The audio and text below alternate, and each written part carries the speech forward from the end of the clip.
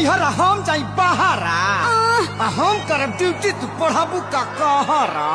अच्छा घूमबा तू चौक चौमुहानी शहर में तो हम लुका छिपी खेलब उखिया रहर में। चीज में हमार मजा दोसर के लूटी आ लुका छिपी खेलबू त गड़ जाई खूंटी। गड़ जाई खूंटी त जोगाड़ हम बना लेब आ तनिको दुखाई त मलहम लगा ले।